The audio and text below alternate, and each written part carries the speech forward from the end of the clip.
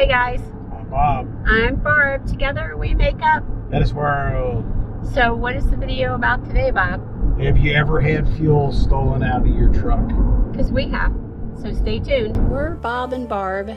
We've lived by the rules all of our lives, but in 2020 we threw that rule book out the window. We sold our home and moved full-time into an RV with our cat Amelia, and from now on we will be living life our way. Don't you want to come travel in our world? So the video we're going to do today is just a really short video. It's something, whether you're a full-time RVer or you're just a regular person out there, this is something that we think that you should think about, because it is one thing we did not think about.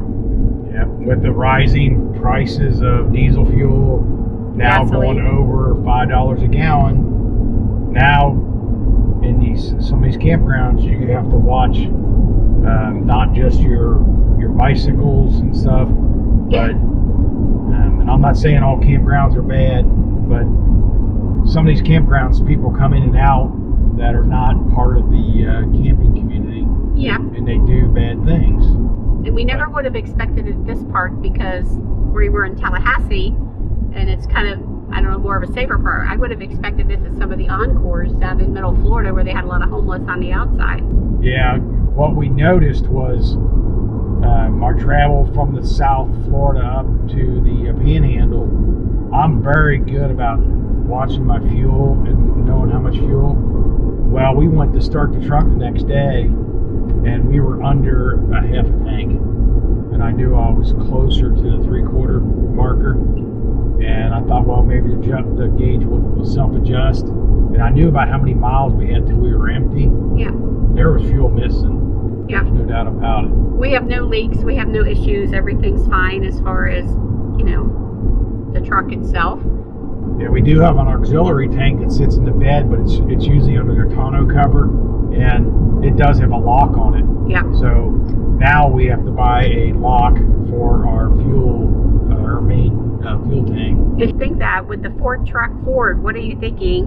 Why do we not have a latch that you have to pop open the truck for the fuel? Yeah, with these trucks going over $100,000 now, it's amazing that they don't have some kind of latch door that at least protects you a little bit. It's not going to stop for someone that wants to get in there. Now we're going to have to buy a key lock cab that we have to manage.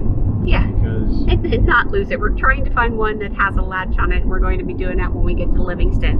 Because with us heading out west, the price of gas and fuel skyrocketing.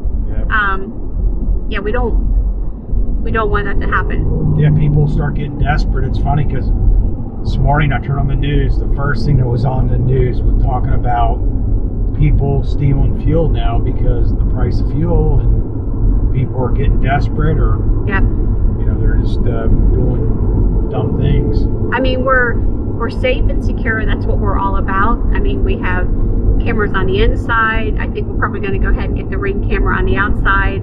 We have the cameras for when we travel, but they don't record. We have locks everywhere. We lock up our bicycles. We never leave the Can-Am out unless we have to, even though the Can-Am is pretty hard to steal. If somebody was desperate enough, they probably could do it. But it never occurred to us. So that's why we're making this video, that someone could steal fuel out of our vehicle. Never occurred to us. So this is our public safety announcement, I guess, for today, is if your vehicle does not have a lockable cap on it, you better get one. I mean, our campsites, we set up our chairs and our rugs and all that stuff on our tables. Sometimes, yeah. We don't put that stuff away, you know, and we've never had any problems with any of that stuff. And our bicycles, even though they're not e-bikes, they're still expensive bikes. It's better than an e-bike. And we'll Citizen. We will lock them up on occasion. Some parks that we feel like it's a little more needed. You gotta go with your gut. You know, if it feels like it needs to be locked, then you probably better lock it. Just like I tell my girls, always be aware of your surroundings. Know where you are. Know who's around you. Just be cautious. We're not saying you need to be afraid or scared the whole time, but you just need to be smart. So that is our PSA announcement for today. So remember, we're HetteshWorld. Come travel in our world. Bye.